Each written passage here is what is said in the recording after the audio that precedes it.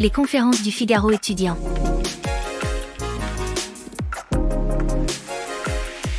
Le thème « Comment réussir ses études de psychologie ?» L'idée, c'est aussi de faire un point sur les études de psychologie et les différents métiers auxquels elles préparent. Pour répondre à ces questions, j'ai avec moi Sophie Blanchet, qui est maître de conférence en Master 1 de psychologie à l'université Paris-Cité, qui va nous rejoindre. Elle a un petit peu de retard, mais elle devrait arriver d'ici quelques minutes. Donc on va pouvoir commencer. Peut-être, Madame, je vais vous laisser nous en dire un peu plus sur votre université et sur la formation dans laquelle vous enseignez. Alors, bonjour. Je suis Sophie Blanchet et je suis maître de conférence en psychologie cognitive et également responsable du parcours sciences psychologiques de la licence de psychologie de l'Institut de psychologie. Donc, ce parcours, en fait, est un des parcours qui offre un très grand nombre de places dans la région parisienne. On propose une licence de psychologie, un parcours généraliste qui permet de postuler à tout un ensemble de masters en psychologie. Alors, une question générale pour commencer. À quel métier préparent les études de psychologie? Quand on rentre en licence de psychologie, vers quoi on peut se tourner ensuite? En licence, après juste une licence de psychologie, la licence de psychologie est en fait la voie royale pour postuler au master en psychologie, puisque pour obtenir le titre de psychologue, maintenant il faut selon la loi de juillet 1985, donc le titre de psychologue est un titre protégé, et donc il faut tenir une licence mention psychologie suivie d'un master de psychologie. Mais juste après une licence de psychologie, pour les étudiants qui ne poursuivent pas en master, il y a possibilité de poursuivre tout un ensemble de métiers en relation d'aide ou même aussi dans différents secteurs, donc la santé, mais également dans l'éducation, dans les domaines des ressources humaines. Au cours deuxième année de psychologie, il est possible de postuler aux licences professionnelles qui sont ouvertes dans certains parcours, dans certains UFR, dans certaines composantes en psychologie dans toute la France. Donc, par exemple, à l'Institut de psychologie, on offre une licence professionnelle sur les troubles de l'autisme. La licence de psychologie permet également de postuler tout un ensemble de concours de la fonction publique et également de s'orienter vers des métiers de l'enseignement comme le master de l'AMF. Vous avez parlé de licence professionnelle. Quelle différence y a-t-il entre la licence professionnelle et la licence classique ? La licence professionnelle ne permettra pas d'obtenir le titre de psychologue si on poursuit en master. Donc, il faut vraiment une licence généraliste en psychologie pour ensuite poursuivre en master et détenir le titre de psychologue. Donc, en master, il faut savoir qu'il y a surtout en M2, il y a un stage qui est professionnalisant de 500 heures et donc ce stage est essentiel aussi pour postuler ensuite, pour détenir le titre de psychologue. Et de par l'importance de l'expérience de terrain pour les futurs psychologues, dès la licence, on recommande aussi d'avoir de l'expérience de terrain. Par exemple, dans notre licence, on propose un stage de plus d'une centaine d'heures en troisième année de licence dans différents milieux. Ce stage peut avoir lieu dans différents milieux où exercent les psychologues. Il est également possible de faire des stages dans des milieux de recherche pour les étudiants qui s'intéressent un peu plus à la recherche scientifique. Et au-delà de ces expériences de terrain, donc d'autres expériences de terrain comme le bénévolat et aussi l'engagement dans des situations de relations d'entraide peut être un atout lors des candidatures au master, puisqu'en fait, il faut se préparer dès les débuts de la licence pour préparer son dossier en master, donc qui est sur la sélection, il y a une certaine sélection en master, donc il faut préparer son dossier dès le début de la licence, en fait. Alors, vous enseignez à l'université, mais est-ce qu'il existe d'autres voies d'accès pour devenir psychologue? Est-ce qu'on peut aussi passer par le privé, par des écoles voilà. Est-ce que vous pouvez peut-être, même si forcément vous avez votre domaine de prédilection, nous dresser un petit panorama des différentes voies d'accès au métier de psychologue? Oui, il y a des écoles privées aussi, mais la majorité des formations sont dans des universités publiques en France. Et il y a plus de 37 composantes publiques et privées, mais essentiellement publiques, où on peut se former au titre de psychologue. Dans les formations aussi, pendant la licence, il est possible de partir à l'étranger, dans le cadre, par exemple, d'échanges Erasmus ou dans le cadre d'autres partenariats. Donc, ce qui va permettre de compléter la formation, de donner une autre culture au niveau de l'enseignement, au niveau aussi scientifique. Donc, c'est aussi une expérience très riche. À quel profil s'adressent les études de psychologie? Est-ce que il faut avoir déjà un intérêt prononcé pour la matière? Souvent, on n'en a pas du tout fait au lycée. Donc, comment est-ce qu'on peut savoir si on est fait ou pas pour ces études? Eh bien, en fait, déjà il y a certains attendus quand au niveau donc c'est un parcours qui n'est pas sélectif, mais il y a un classement sur Parcoursup, donc il y a un certain attendu, mais au niveau quand même pour postuler, enfin le plaisir d'aider aussi, enfin le goût d'être en situation de relation d'entraide fait partie des critères qui peut nous mettre la puce à l'oreille et nous aiguiller vers ce type de formation. Sachant que également le psychologue n'exerce pas uniquement en santé, mais peut également exercer en ressources humaines, par exemple dans le cadre des entretiens d'embauche et aussi dans le milieu de l'éducation comme psychologue de l'éducation aussi. Mais une bonne partie de ces métiers de psychologue, il y a quand même une relation d'entraide qui est assez forte. Donc, peu importe le domaine dans lequel on va exercer, qu'on soit psychologue à l'école, dans l'armée ou qu'on ait son cabinet, on passe toujours par le même cursus initial. Eh bien, la licence, donc la licence normalement la licence est généraliste. Donc, dans le cadre de la licence, l'étudiant va avoir des courses dans les différentes sous-disciplines de la licence, de la psychologie. Donc, la psychologie différentielle, la psychologie cognitive, la neuropsychologie, la psychophysiologie, enfin plusieurs types de parcours. Et donc c'est, je me rappelle plus de la question. La question, c'était de savoir si on passait toujours par le même cursus initial pour se destiner à tous ces différents types de métiers, même si on est toujours psychologue. En fait, donc dans les licences, il y a par exemple, dans le cadre de notre parcours sciences psychologiques, on va vraiment jusqu'à la 3e année de la licence. Il y a des options. Donc, l'étudiant va pouvoir progressivement se spécialiser aussi dans l'une des sous-disciplines de la psychologie. Étant donné donc la pluralité des sous-disciplines et des options jusqu'à la 3e année de la licence, donc l'étudiant va pouvoir postuler à l'ensemble des masters. Parce qu'il y a des masters, donc il y a 5 mentions dans les masters. Par exemple, mention psychologie, mention psychopathologie, mention plus de sciences de l'éducation. Donc, avec ce type de parcours, on peut postuler dans les différentes mentions et différents parcours de master.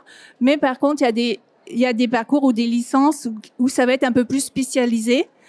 Et donc, dans ce cas-là, on pourra l'étudiant pourra plutôt candidater à un type de mention. Donc, il faut quand même, quand l'étudiant postule candidate donc pour la licence, il doit faire porter attention quand même sur le programme de la licence pour s'assurer qu'il peut postuler après la licence dans des mentions de master qui lui conviennent. voulais aussi vous poser une question sur la sélectivité des études de psychologie. Est-ce qu'il y a beaucoup d'étudiants qui postulent est-ce que vous pouvez nous en dire un peu plus là-dessus, sur le nombre d'étudiants pris pour le nombre d'étudiants qui candidataient à l'origine? Alors, la psychologie, donc, c'est une filière qui est sous tension. Donc, on a un nombre considérable d'étudiants. Donc, par exemple, pour notre parcours, on a 11 000 candidats pour 620 places dans le parcours général, plus 80 places en LAS, licence accès santé, donc qui correspond à des études du parcours, plus une mineure santé qui permet également de postuler à l'accès santé pour faire des études de médecine, s'il y a un intérêt. Et donc, il y a des attendus nationaux sur Parcoursup. Donc, en fait, c'est pas une filière sélective, mais il y a un classement qui est réalisé sur Parcoursup. Et les attendus nationaux, donc, ils sont décrits sur Parcoursup.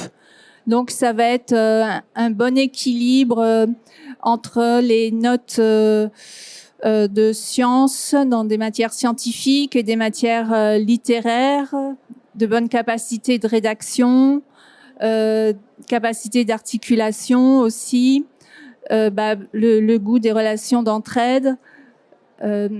Et comme aussi en psychologie, la psychologie c'est une science, donc on se base sur des données scientifiques, les modèles théoriques, les différents modèles, les outils aussi.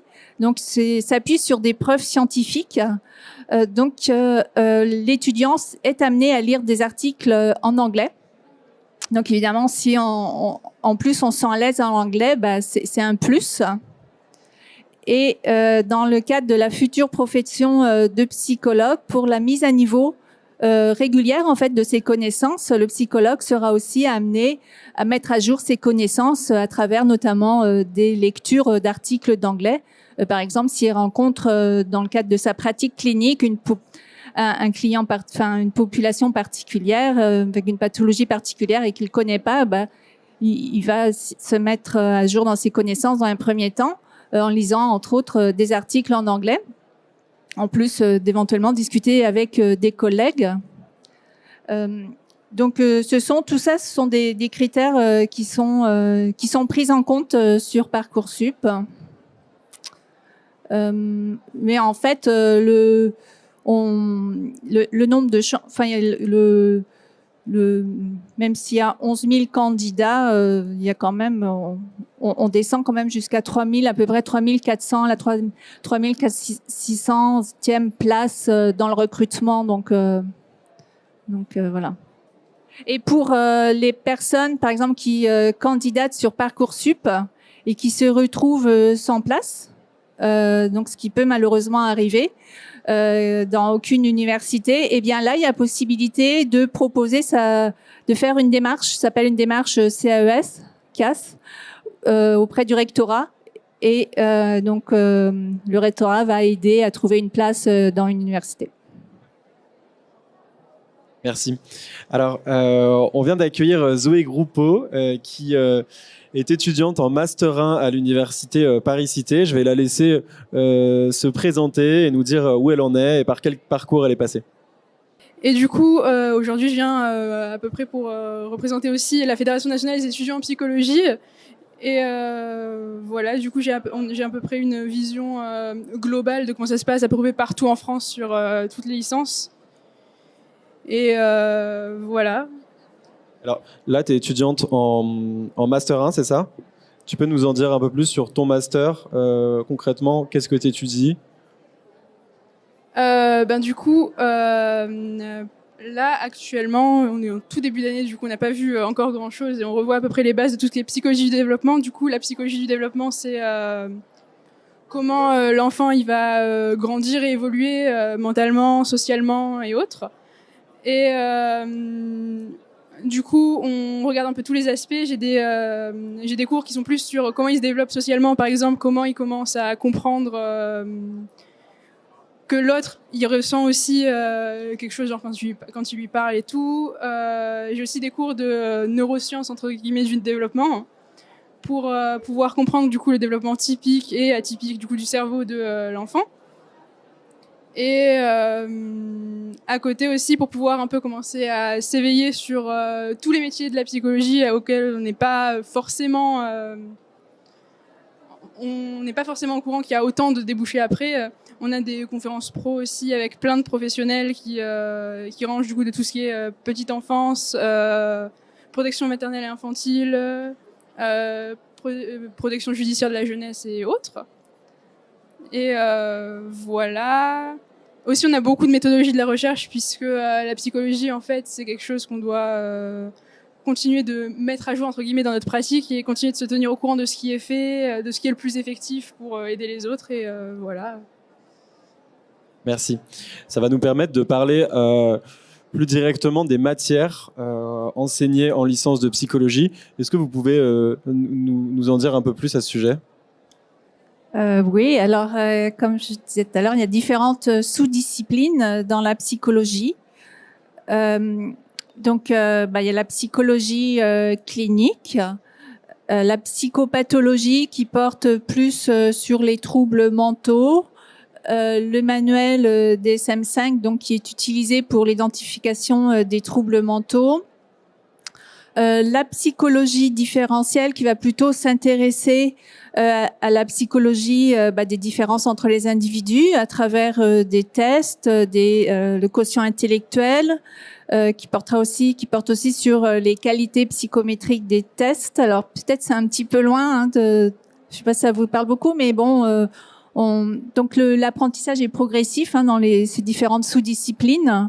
La psychologie du développement, donc comme Zoé en parlait tout à l'heure, qui porte plus sur le développement cognitif, développement socio-émotionnel aussi de l'enfant. La neuropsychologie qui s'intéresse aux mécanismes neuronaux des différentes fonctions cognitives, des troubles cognitifs et des troubles neuropsychiatriques chez des populations donc qui présentent des pathologies cérébrales. La psychophysiologie qui s'intéresse au fonctionnement, aux mécanismes neuronaux et supraneuronaux dans une population normale, donc des fonctions cognitives, du stress aussi. On a aussi la psychologie cognitive, où on enseigne les différents modèles cognitifs. Donc là, l'étudiant va apprendre les modèles cognitifs en lien avec la mémoire, les systèmes de mémoire, l'attention, le raisonnement. Donc tout un ensemble de fonctions cognitives qui sont impliquées dans la vie de tous les jours. Et donc qui va apprendre à bien les différencier, ces différentes fonctions cognitives. Je ne sais pas si j'en ai oublié, mais en tout cas, il y a aussi des UE transversales comme analyse des données. Donc, ce sont des statistiques. Donc, l'étudiant en licence, on a des cours de statistiques et les statistiques, vont être importantes pour comprendre, puisque je disais tout à l'heure qu'en fait, la psychologie, c'est une science, donc on se base sur des recherches scientifiques. Donc, l'étudiant est amené à lire des articles scientifiques et également à comprendre comment les données ont été analysées, donc via les analyses statistiques. Donc, il y a des cours d'analyse statistique. Dans notre parcours, on a aussi des cours sur la recherche. L'étudiant, il apprend les différentes démarches d'une recherche scientifique, allant de la revue de la littérature, donc la lecture des articles, la synthèse, les hypothèses, les objectifs, les résultats, l'analyse des données et l'interprétation. Donc, l'étudiant va apprendre au cours des 3 années la licence à faire une petite recherche, dans le but après de pouvoir bien comprendre la démarche scientifique et pouvoir lui-même réaliser une telle recherche, ce qui sera aussi demandé en master. Ça va aussi permettre à l'étudiant de développer son esprit critique, constructif, d'avoir du recul aussi par rapport à ses connaissances. Puis des cours d'anglais aussi qui sont importants. Est-ce que j'ai fait le tour ? Oui, après les cours d'anglais, du coup, ils sont plus centrés autour de tout ce qui est aussi recherche en psychologie, parce que comme effectivement l'anglais c'est la langue de la science, ça nous permet de rester assez au fait de ce qui se fait, pas seulement en France, mais international, pour pouvoir toujours continuer à enrichir nos pratiques et mieux prendre en charge, du coup, nos patients et futurs patients. Et il y a une autre sous-discipline là que j'allais oublier, c'est la psychologie sociale qui s'intéresse au phénomène de société, à l'individu en interaction avec son environnement. Et donc c'est une et en fait pendant la licence aussi il y a des UE qui s'appellent transversales, donc qui vont permettre d'enrichir la formation. Donc c'est des UE libres. Il y en a une libre par semestre des 2 premières années, dans notre parcours. Et donc ça va être des UE par exemple engagement pour l'expérience de terrain, ou UE sport si l'étudiant veut faire du sport, mais qui va être noté. Enfin ça va être aussi des UE complémentaires sur d'autres disciplines, et comme la linguistique ou la sociologie aussi. Donc ou les sciences de l'éducation. Donc c'est des UE qui vont permettre aussi de faire des passerelles éventuellement si l'étudiant veut bifurquer après sa licence vers un master autre qu'un master de psychologie. Donc ça fait beaucoup de matière. Comment on s'y retrouve et comment on choisit sa spécialisation ensuite? Est-ce que c'est uniquement en fonction du goût qu'on aura pu avoir dans chacun de ces enseignements, ou est-ce qu'il y a aussi, c'est aussi par les stages, ou peut-être par un accompagnement que vous avez tout au long de la licence? La plupart, en tout cas, la plupart des gens, ils choisissent que très tard, en tout cas, leur spécialisation de master, parce que c'est, en tout cas, la licence, vu qu'elle est très générale, elle est très riche aussi. On est beaucoup, du coup, à arriver en L3 avec un choix qui est pas encore tout à fait façonné, mais ce qui est bien, du coup, effectivement, c'est le stage qu'on a en licence 3, qui nous permet, en fait, du coup, d'aller directement sur le terrain et de pouvoir, en fait, voir si c'est ça qu'on veut faire, et dans le cas échéant, des fois aussi savoir ce qu'on veut pas faire tout court. Et en fait, ce qui est bien, c'est que plus on avance en fait dans la licence, plus on va avoir des cours qui sont concrets, et on va voir ce qui du coup ce qui va se faire entre guillemets sur le terrain. Et quand on arrive à partir de la L2, on a des cours du coup de perspective entre guillemets. Du coup, c'est une matière qui va permettre de voir une discipline de la psychologie en particulier, pour pouvoir voir, pour ceux qui ont déjà un intérêt, par exemple, pouvoir confirmer leur intérêt pour cette discipline, et pour ceux qui sont encore curieux, qui ont eu l'impression de ne pas avoir assez vu d'une des disciplines proposées, de voir si en fait il leur manquait pas justement ça, pour voir que c'était ça qu'ils voulaient faire. Et même après on continue après la L2 en L3 avec des matières du coup qui sont renforcées sur seulement certaines sous-disciplines, et ça permet vraiment de faire son choix, parce que d'un coup on nous dit vraiment ce qu'on fait avec ça, comment on le fait. On a des cours de méthodologie, du coup un cours qui s'appelle méthode et pratique professionnelle du psychologue, qui nous permet du coup, on nous apprend tout ce qui est méthode de l'entretien et tout, pour pouvoir commencer à mettre en application toute la théorie qu'on a appris pendant toute la licence. Et en tout cas, la majorité des gens qui sont maintenant en master que je connais, c'est à partir de ces cours-là en fait qu'ils ont commencé à se dire oui, c'est dans cette sous-discipline que je veux aller. D'accord. Est-ce que c'est des études qui demandent beaucoup de travail, et est-ce que la charge de travail évolue au fur et à mesure des années? En soi, effectivement, la psychologie, ça demande, je vais pas dire que ça demande vraiment énormément de travail personnel. En fait, il faut les études de psychologie, en fait, il faut apprendre à bien travailler au début pour pouvoir être efficace, mais ça c'est pas ça va servir à rien de par exemple se faire des journées de révision de 7h à 23h pour ça. Après, c'est surtout sur les dernières années, comment les cursus ont évolué. Ça a fait qu'on nous met beaucoup plus devant ce qui se fait en ce moment en psychologie, et ça permet d'intégrer plus facilement les pratiques et ce qu'on fait en psycho. Mais c'est pas vraiment des études de bachotage, c'est plus l'essentiel en psycho, ça va être de comprendre ce qu'on fait, et pas de retenir bêtement et de recracher au partiel, quoi. Au niveau du volume horaire de cours, ça se passe comment? Vous avez combien d'heures par semaine? Tu saurais le dire? En licence, on est sur une 20aine d'heures, il me semble. Et on nous demande d'à peu près fournir du coup un temps équivalent au travail personnel, c'est-à-dire par exemple prendre 2 heures tous les soirs en rentrant de la fac pour rafraîchir ses cours, les relire, se familiariser, et au bout d'un moment, en fait, on commence à intégrer et c'est parti. Alors donc en fait, à l'université, la structure des cours est quand même très différente de ce qui est offert au lycée.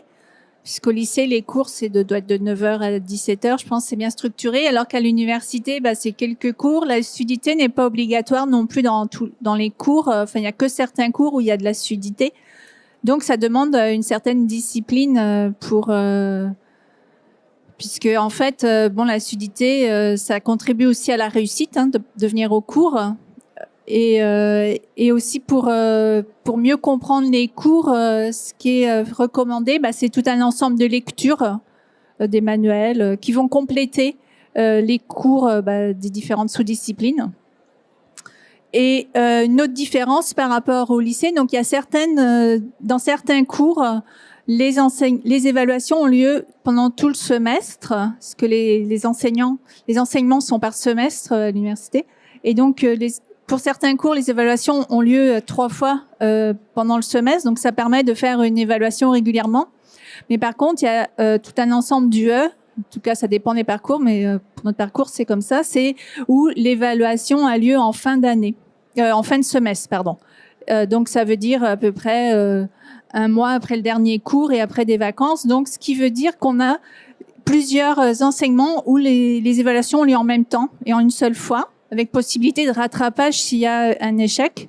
Donc ça veut dire qu'il faut bien s'organiser pour essayer d'apprendre le maximum de ces cours de manière régulière pendant l'ensemble du semestre et pas attendre la veille de l'examen pour bachoter en fait. Donc c'est dans ce sens-là, ça demande une certaine organisation dans son travail en fait. Et comment se passent les évaluations? Est-ce que c'est des oraux, des QCM, des dissertes? Ça prend quelle forme? Ça a des formes très variées. En fait, nous on a vu, en tout cas, plus on avance dans le cursus, plus c'est une forme ouverte. On va pas nous demander du par cœur avec des QCM à cocher, mais on va nous mettre un sujet de réflexion et on va nous demander du coup en fait de mobiliser ce qu'on a compris du cours pour répondre à cette question. Aussi, on a dernièrement, j'ai l'impression d'être dans plusieurs universités aussi, on commence à démocratiser tout ce qui est contrôle continu avec tout ce qui est présentation orale en groupe pour du coup se mobiliser à plusieurs sur un sujet, par exemple de la discipline qui est évaluée et vraiment se détacher du par cœur et comprendre vraiment. Après, effectivement, en tout début de cursus, c'est surtout sur le premier semestre, il y a beaucoup de QCM et de questions courtes. Mais plus on avance, du coup, plus ça va être tout ce qui est effectivement dissertation ou questions de rédaction. Études de cas aussi en psychopathologie et en neuropsychologie. Oui, donc juste pour compléter, en fait, les évaluations portent sur les connaissances, mais également sur des compétences qui sont des capacités rédactionnelles, donc d'analyse aussi ou d'articulation des idées, donc à travers par exemple les études de cas ou d'analyse de texte, les capacités de travail en groupe, donc tout un ensemble de compétences qu'on va retrouver après dans le métier de psychologue, qui vont être utiles pour travailler avec ses pairs, pour présenter une étude de cas devant ses pairs, pour rédiger un rapport, etc. Donc on évalue des connaissances, mais aussi des compétences. Donc c'est assez riche et dense, mais c'est intéressant parce qu'en fait la variété des évaluations ça rend l'enseignement plus attractif et puis l'évaluation aussi. Oui, merci beaucoup pour la présentation. Juste une question concernant le taux d'accès qui est trop faible le taux d'accès qui est trop faible pour y accéder. C'est de l'ordre parfois moins de 20%. Et est-ce qu'il y a une possibilité d'augmenter le nombre de places en Île-de-France? On a vu qu'il n'y a pas beaucoup de... par rapport au nombre de candidats qui est élevé. Et deuxième question, par rapport à la LAS aussi, comment ça se passe, les critères de classement? Merci beaucoup. Eh bien, le nombre de places, c'est déjà quand même, les capacités d'accueil dans différentes universités parisiennes en psychologie. Donc, il n'y a pas que dans notre parcours, en fait, mais il y a pas qu'à UPCité, mais il y a d'autres universités à Paris qui offrent des licences en psychologie, un certain nombre de places. Donc, c'est sûr qu'on est limité, en fait, en termes de capacité d'accueil aussi, même si, par exemple, dans notre parcours, on a 620 places, mais après, c'est les ressources de l'enseignement. Enfin, ça dépend aussi de tout un ensemble de ressources. Et mais donc pour maximiser ses chances, en fait, c'est de candidater à plusieurs licences en psychologie. Et puis et si, comme je disais tout à l'heure, si vraiment la personne n'est pas retenue, c'est de faire un recours au niveau de la CAS, enfin une démarche au niveau de la CAS. Donc, il y a les performances académiques qui comptent sur Parcoursup, mais il y a également la lettre de motivation, le projet professionnel, donc tout un ensemble de, comme du savoir-être ou un petit peu de langue qui sont aussi prises en compte. Et pour la LAS, donc licence accès santé, donc on postule aussi sur Parcoursup. Et donc les critères, en tout cas pour notre parcours, les critères sont identiques. Ça peut varier peut-être selon les licences. Hein. Et donc les étudiants qui sont acceptés en LAS suivent les enseignements classiques de la licence générale et en plus ils suivent des cours de la mineure sciences psychologiques, donc qui est un petit module de plusieurs dizaines d'heures. Et donc, en fonction des notes que l'étudiant a au parcours général de la licence, eh bien, s'il valide sa mineure sciences de la santé, il peut accéder aux études en médecine. Il y a différentes options en médecine. Et donc, c'est une façon aussi pour des étudiants qui hésitent, par exemple, entre psychologie, psychiatrie ou médecine. Enfin, ça peut être aussi une possibilité, quoi. Bonjour, j'avais une question, c'est en termes de débouchés, comment ça se passe? Est-ce qu'il y a beaucoup de débouchés finalement? Ou est-ce que ça peut être un peu une filière où il y a trop de gens qui accèdent à ce métier-là? Ça va dépendre un peu. Dans nos masters, on a quand même beaucoup de débouchés, c'est autour de 90%, enfin 90-93%. En fait, il y a quand même certaines demandes. Bon, ça va dépendre après peut-être des sous-disciplines, hein. Mais il y a quand même des besoins en psychologie. Donc pas trop de difficultés à trouver ensuite Non, en tout cas, moi je suis plus spécialisée en neuropsychologie. En psychologie cognitive, non, ça fonctionne bien. Il y a un certain nombre de masters quand même qui a des débouchés, il y a des demandes. Donc effectivement, c'est un critère à prendre en compte aussi. Moi, je sais que quand je me suis orientée dans mes études en psychologie, je me suis orientée vers la neuropsy aussi parce que je savais qu'il y avait des débouchés. Donc, c'est aussi un peu à vous à regarder en fonction, faire la part des choses entre vraiment ce qui vous passionne, les débouchés, tout ça, qui peuvent être aussi prises en compte. Mais il y a quand même des demandes. Merci. Il y a des débouchés en master, mais est-ce que tous les étudiants de licence continuent en master de psychologie ? Eh bien, donc le master, c'est sélectif. Hein. Donc, on postule via Mon Master, la plateforme Mon Master, depuis 2 ans. Donc, c'est pas tous les étudiants de licence qui, malheureusement, qui ont une place, qui obtiennent une place en master. Donc, alors, si l'étudiant n'obtient pas de place en master, il y a plusieurs possibilités. Essayez l'année suivante, en étoffant ce dossier, par exemple en allant chercher de nouvelles formations comme un DU en psychologie par exemple, ou dans le domaine en lien avec la mention, étoffer son dossier en termes d'expérience de terrain, travailler ses lettres de motivation. Il y a la licence pro aussi qui est possible. Donc là, c'est un retour à la licence, même si c'est bac plus 2, la licence pro, il y a possibilité donc de candidater à la licence pro même avec une licence. Il y a les concours de la fonction publique, en justice aussi, éducateur dans les milieux pénitentiaires. Il y a des demandes, il y a des demandes dans les métiers d'éducateur. Donc, si vous voulez vraiment avoir une liste exhaustive de l'ensemble des métiers, vous pouvez consulter la fiche, c'est très technique, du répertoire national de certification professionnelle, donc c'est RNCP, de la licence de psychologie. Et là, il y a tout un ensemble, on liste toutes les possibilités après la licence de psychologie. Excusez-moi, pour faire un master en criminologie, c'est plus conseillé de passer par une licence de psycho ou de droit? Alors, la psychologie, je pense que oui, effectivement, il y a des possibilités, mais je reste un peu, je ne sais pas trop par rapport au droit, peut-être, mais effectivement, je pense que les deux parcours, mais parce que en fait, la criminologie, c'est le droit qui rejoint la psychologie, donc je pense que, ou peut-être si c'est un parcours de droit, à un moment donné, il rejoint la psychologie, mais à partir de la psychologie, c'est possible. Oui, surtout en région.